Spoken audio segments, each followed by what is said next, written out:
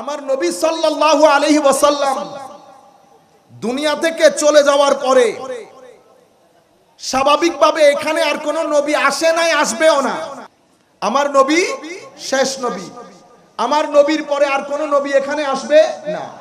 এখন নবীর পরে দ্বীন ইসলাম জিন্দা থাকবে, দ্বীন ইসলাম জীবিত থাকবে। আপনাদের এই পুরো এলাকার মধ্যে অনেক পরিবর্তন হয় নাই?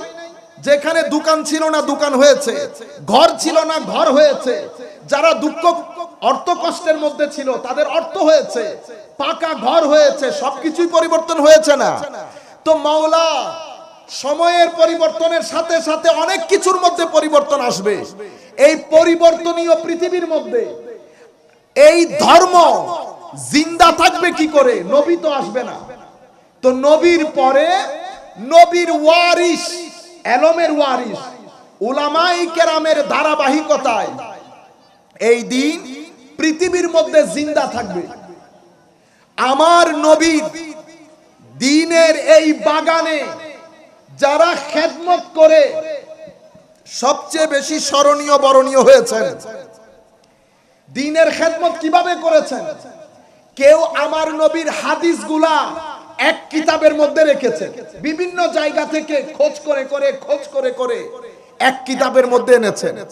কেউ সেই হাদিসগুলার ব্যাখ্যা করেছেন, কেউ সেই ব্যাখ্যা থেকে আমাদের জন্য হুকুম আহরণ করেছেন।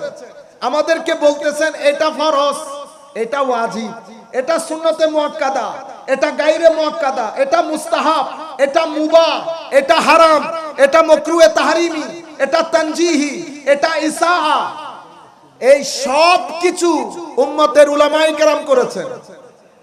এরপরে দ্বীনের দাওয়াত নিয়ে দিক বিদিক যারা ছোটাছুটি করেছেন তারা হচ্ছেন আউলিয়ায়ে কেরাম। তারা কারা?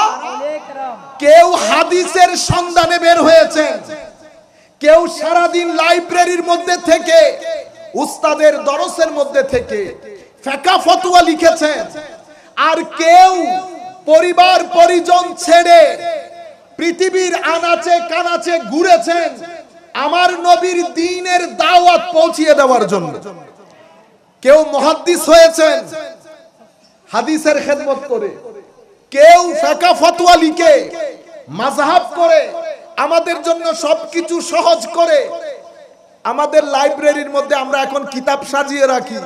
আপনারা যখন আমাদেরকে জিজ্ঞেস করেন কিছু করতে হয় না, কিতাব খুলে বলি জায়েজ, এক সেকেন্ডে বলে ফেলতেছি। অথচ এক সেকেন্ডের কাজ যিনি এক সেকেন্ড করেছেন উনি এটার পেছনে সময় দিয়েছেন মাসের পর মাস। ওনাদেরকে ফকি মুফতি বলি।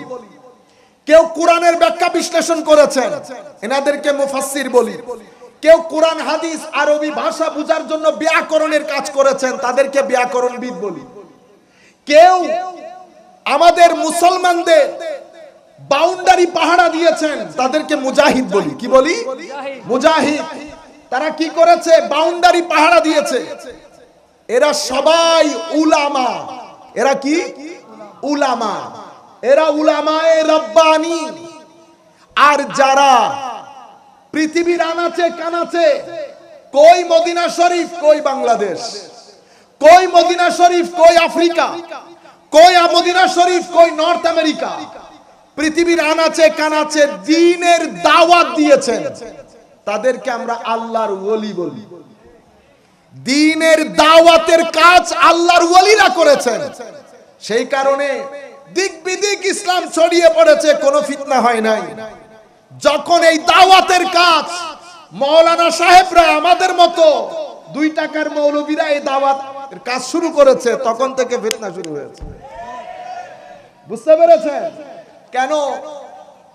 কারণ আমার আল্লাহ বলেছেন দ্বীনের দাওয়াতের ক্ষেত্রে আমরা যেন হিকমত অবলম্বন করি। কি শব্দ বলেন সবাই? হিকমত। কি বলেছে আল্লাহ কোরআনে পাকে?